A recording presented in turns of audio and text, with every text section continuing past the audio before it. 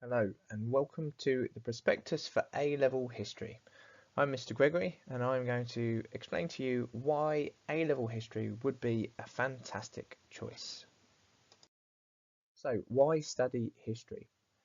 History is one of the top facilitating subjects that you can study. A facilitating subject is a subject that provides you with a variety of skills such as research, analysis of sources and data, constructing well-evidenced arguments.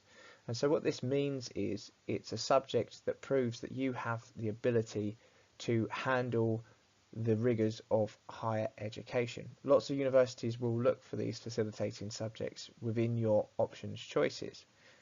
Also, similarly, history is very well regarded with employers because of the skills that you'll develop through studying it. So history develops a variety of skills that are useful in both academic circles and the workplace. Studying history at A level can help lead on to a variety of different job opportunities. For example, studying history can help in terms of pursuing a career in law, in journalism, working in business, economics, international relations, the civil service, social studies, police, and the armed forces, as well as politics. And there are a number of well-known politicians that have studied history both at A level and at university.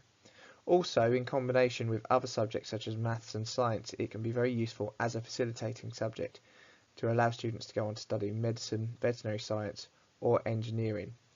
Really, as a facilitating subject, it's a passport to success in lots of different areas.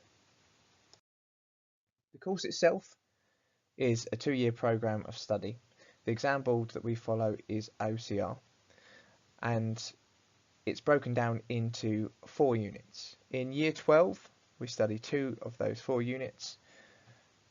Italy from 1896 to 1945, so looking at things like the impact of the First World War, the rise of Mussolini, and Italy under Mussolini. And then we look at a breadth study of English history, which is the Wars of the Roses from 1445, looking at Henry VI and his usurpation with Edward IV, leading all the way up to Richard III and then Henry VII, and the beginning of the Tudor dynasty. In year 13, students will study one unit which they're examined on, which is the civil rights in America, but will also have an independent study, which means that they can choose any area which they're particularly interested in and research that and write an essay which will be their assessed piece.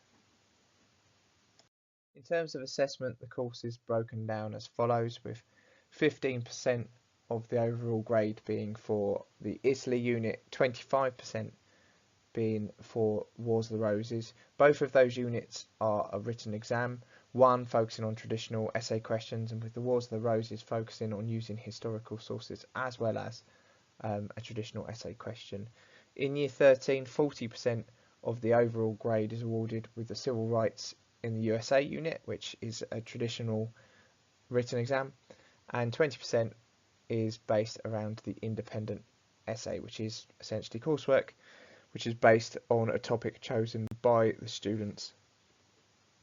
Alongside the academic studies, the history department organises a range of extracurricular activities.